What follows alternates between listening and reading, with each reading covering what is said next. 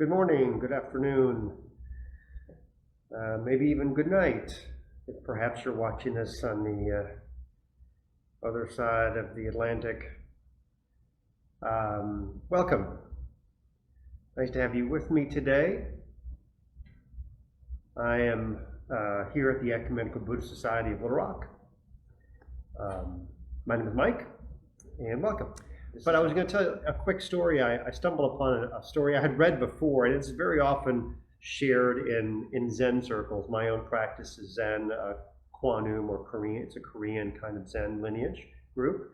And I know in our group it gets shared, and I know in other Zen circles it gets shared too. And that's the story of Diogenes and Alexander the Great from antiquity. It's a very quick little story. According to the story or the legend, Diogenes, who was this famous philosopher, but he lived an extremely simple life, perhaps like a homeless person almost, like living on the street, sleeping on the street, and begging for food, and that was his existence. But he was a very well-known philosopher. I'm pretty sure in Athens. Don't quote me on that. Alexander the Great, don't need to say anything about Alexander the Great. One time they met on the street. Alexander walked up to Diogenes, who was laying, sort of on a sidewalk somewhere, and Alexander knew of Diogenes, again, this famous philosopher, and said, "Diogenes, I will grant you anything. I have all the riches in the world. I have all the jewels. I have, all the gold. Anything. I will give you anything." Because he sees that this famous philosopher is living homeless on the street. He wants to help him, right? "I will give you anything, Diogenes." And Diogenes looks up at him, kind of squints at him, and says, "You will give me anything?" And he says, "Yes, I will give you anything that you request. Just tell me." And Diogenes looks at him and he goes, "Alexander, thank you. All I want is for you to get out of my sunlight." So I guess Alexander was standing in Diogenes' sunlight, the warm sunlight of Greece at that moment, and all that Diogenes wanted was for Alexander to get the hell out of the way so that he would no longer block his sunlight. And I love this story, right? Because it makes me think of myself, obviously, not that I'm a great philosopher, but in the sense that I have wants and needs, what I consider needs, but they're really just wants, and wishes, desires, right? We all accumulate stuff, more stuff, money, some of it's real, some of it's just imagined, reputation and prestige, and then it's, money or just materialistic stuff. And ultimately for Diogenes, what he says to us in that moment is, at that moment, the sunlight, that's all that he wanted. That's all that mattered to him. He didn't need all that other stuff. Before Alexander had walked up to him, he was laying in the sun. And now his sun was blocked. And all he wanted was to have the sunlight back.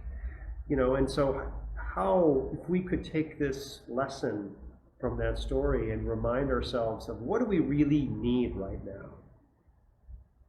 Really, honestly. And it's pretty simple. If you'll take away your desires, right? And really look at what you really, really need only just right now in this very moment. Because for most of us, right now is pretty good. I mean, if you're sitting here like I am and maybe you're worried about something and you're concerned about this, or you have anxiety about that and you're obsessing on something, but that's all up in here, right? Like right now, you're breathing, you have a roof over your head, hopefully your stomach is full, you're not thirsty, you have clothing on you. At least here in Little Rock, it's a beautiful sunny day. That's all good. Now, anything else that could be wrong is something that you're anticipating, thinking about, etc. So, that brings me to the mindfulness, what we're about to get into here in just a moment, because it's almost time to move into the meditation part. You know, and that is, this is why we practice. This is why it's good to have a practice like this, where you take time out to sit in silence and to watch your breath and realize that almost really anything else is just gravy. Anything else, that's just icing on the cake. Because really, when we're just sitting and we're just watching and we're just breathing, if we do it long enough, we start to see that everything we really need is just already right here. We have our health, hopefully. We're breathing, we're alive. We may have a little bit of chronic pain or discomfort, or maybe, you know, struggling with something more severe, but we're still here on this earth, we're breathing. And what else do we really need?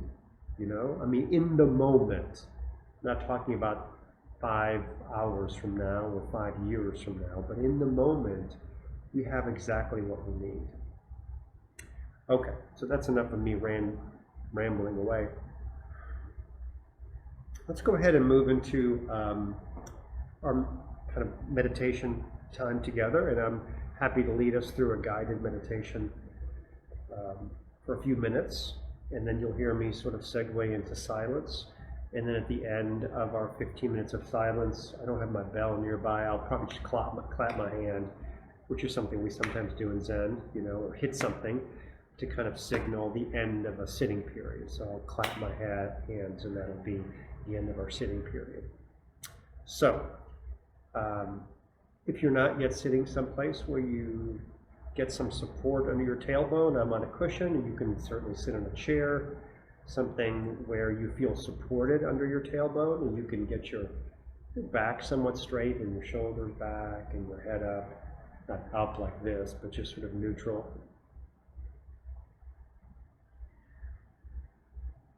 And take a few moments just to settle in and feel your body settling into the chair or sitting in the cushion, and just tune in to what's going on with your body, how it feels.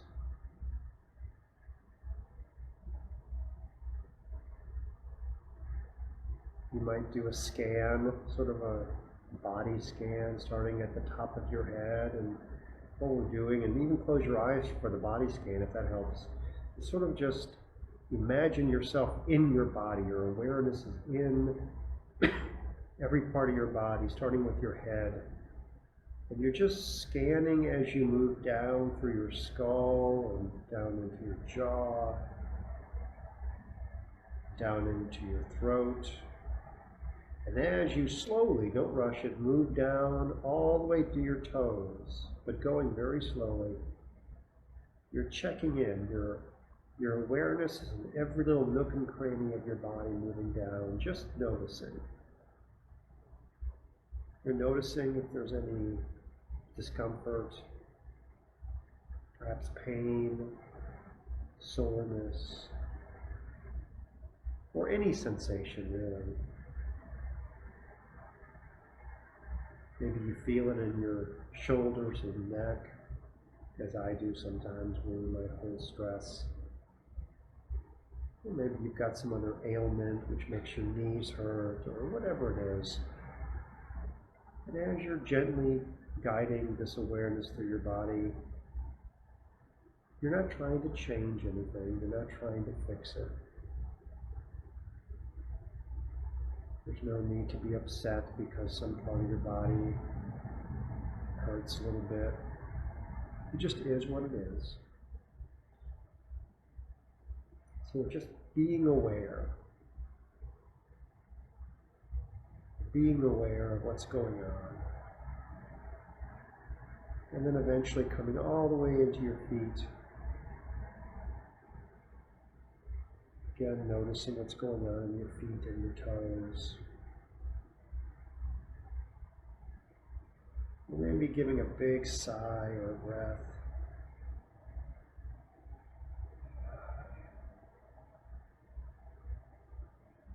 That's a way of completing that body scan.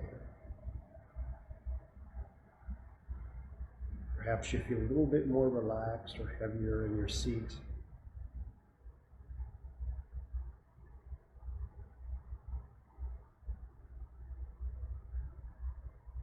Your hands are laying in your lap or on your knees. Your shoulders feel a little bit heavier and relaxed. Muscles in your face also relaxed.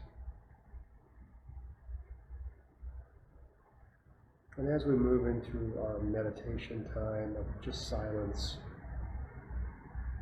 remember that the objective here is not to make thoughts disappear or make thoughts go away. Instead, it's a way of just accepting them. Accepting them doesn't mean engaging with them and sort of dueling with them, but it just means noticing what's going on and gently letting go. Almost with a sense of curiosity with every thought that pops into your mind, as distracting as it maybe is, good or bad. Could be as mundane as thinking about making a grocery list, or it could be as emotional as an argument you had recently with a loved one. But looking at each of those with a sense of equanimity and, again, almost curiosity, not needing to fix it, not needing to change it.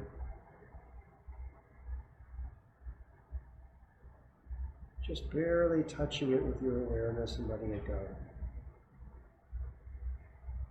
And that's the attitude we want to try and maintain for the next 15 minutes as we sit together. And then come back to your breath too. If the thoughts are really coming at you, come back to your breathing, counting your breaths, noticing your inhales and exhales, and just staying aware of your breath. So now we'll move into our silence. And again, you'll hear me clap my hands to end the silence.